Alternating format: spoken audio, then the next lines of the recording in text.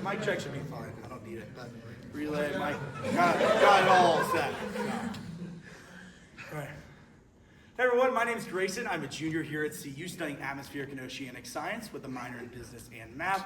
Originally from just right outside of Houston, Texas, and I'm here at CU. A little bit about me outside of being a student ambassador is I've been involved in Greek life here, involved in the chess club, CU Club Water Polo, and also the American Meteorological Society chapter here at CU. So let's get started on tour. A couple quick ground rules though. So as a tour guide, I'm actually not allowed to walk backwards on tour because my boss last semester, Aaron, walked backwards and flipped over into a trash can. So you gotta watch out for that. She didn't get hurt, which is good, but can't walk backwards, so please ask me any questions at the end. So here we're walking to tour. Our first stop, we're gonna talk about leadership. Ever since, I was pretty young, I've always kind of gravitated towards leadership positions, being an Eagle Scout, as well as being senior patrol leader in my Boy Scout trip, as well as coming to college, being first year student in Sewell Hall. I was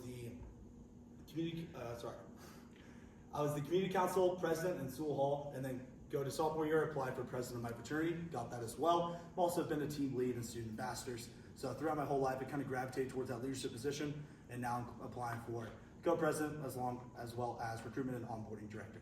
So moving on to our next stop today, I do want to talk about approachability as well as communication. Whenever taking leadership positions or just being on a team as an executive board or just student ambassadors as a whole, it is very important to communicate with each other as well as be approachable to people within that organization. That is the best way to have a well-oiled machine and get things done, in my opinion. One of the hardest things with just personal communication is just being open to feedback as well as just hearing all perspectives. Especially when you're dealing with a huge body like student ambassadors, it's very important that you make sure everybody is heard because everybody has a different perspective, everybody has a different voice, and everybody has something very, very important to contribute. And that's why I, throughout my whole life, have definitely devoted myself to have really good communication skills and work on that as well as approachability. So now walk it over here to our next stop.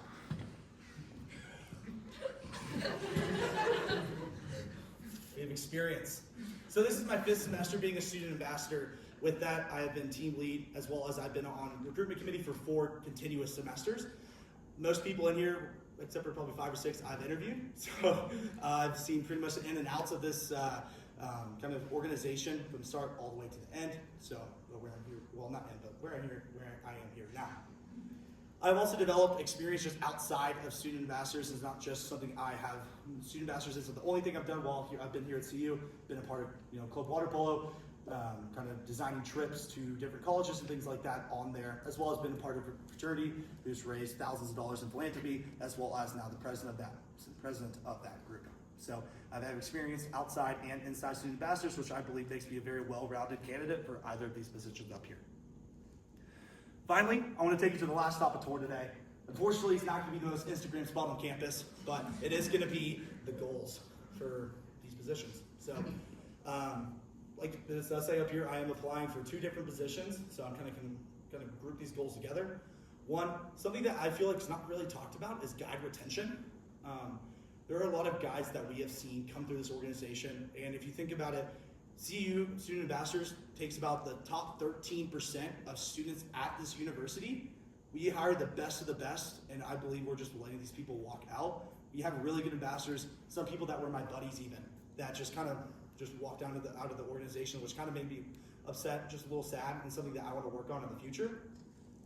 Having these new guys come in is definitely something I want to stress with them as well. Having guide retention throughout all four years, all 8 semesters, or just whenever you joined as a student ambassador until you graduate, is something that you're able to tap into alumni networks, as well as just build your personal communication, professional communication, etc. It's just overall a plethora of just knowledge for you. So yeah, that's something that I want to work on. Something that I think that we could do to kind of mitigate or kind of improve this is poll student ambassadors, talk about what communities, what organizations you want to get within student ambassadors going, so people aren't just, when they join student ambassadors as a new guide, they start tours and they kind of fizzle out. It's kind of just routine over time. And whereas there's new things to do like intramural sports, about 25 ambassadors have done intramural sports. It's something we're all very excited about. That's something new that I believe could really benefit.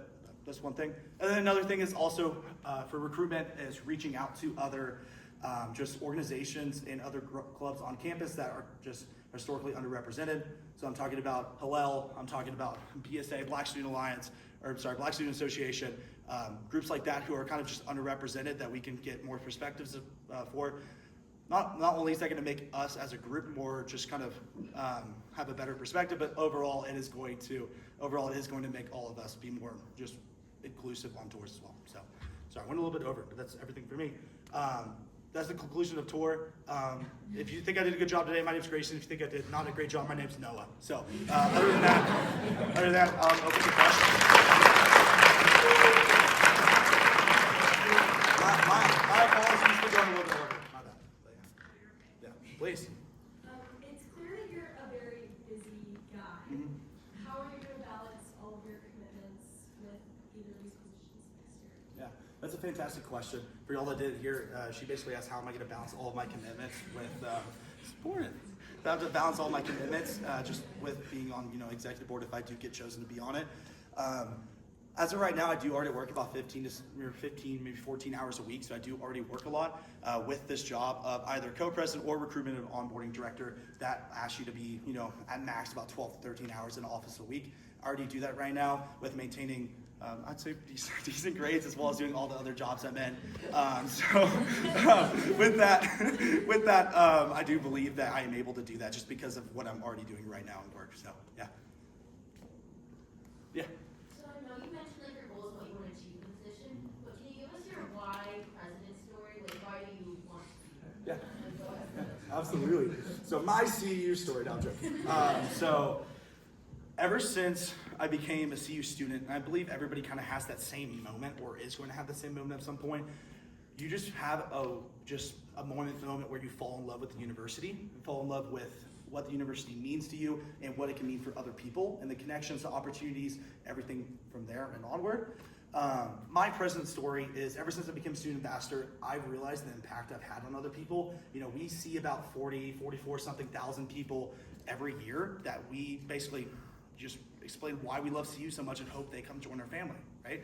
So my present story with that is being president or just being recruitment and onboarding director, either one, just kind of being in that leadership position on that executive board would definitely make me able to kind of oversee the process where we get these new guides in, as well as just creating new policies, maybe creating new groups where we can become tighter in the organization as well. So overall, we can just have better perspectives, get more people into CU, and just overall make CU a better place day by day. So that's kind of my present story. Just fell in love with the university and just want to give back as much as I can. So,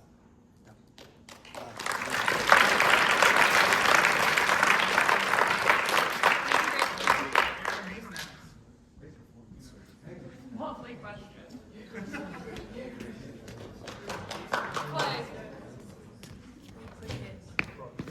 Clay.